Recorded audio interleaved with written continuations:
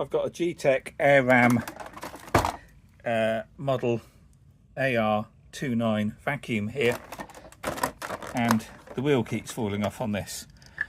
The new wheel was $7.99 and it cost a total of £11.98 with delivery from the Gtech website, which was cheaper than any listed on eBay or Amazon.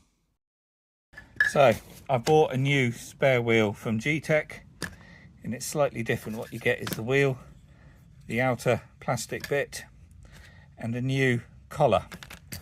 So the outer plastic bit on the original has a G in it, the new one is flat, but the difference is this new one has this bit going through which opens out the prongs, which is going to keep it on better. The original one doesn't have this on it, and you can see on my original one 3 of the prongs are broken and this falls off every single time I use it.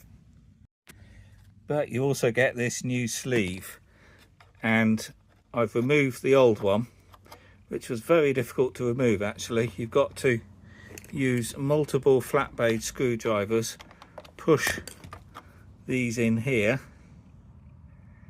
and try to prise it out at the same time.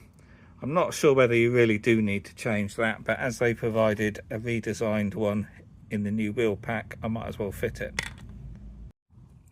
But they are quite different. This one fits on the inside with these prongs fitting through these holes, whereas the new one clamps from the outside. So I was unsure whether this was going to actually fit. I was thinking this might be for a different model vacuum, but it does. You've just got to push down really hard, and obviously now it clamps over from the outside rather than the inside. So I'm not quite sure whether they've redesigned this sleeve. But anyway, I fitted it because they supplied it, so clearly it's going to be better.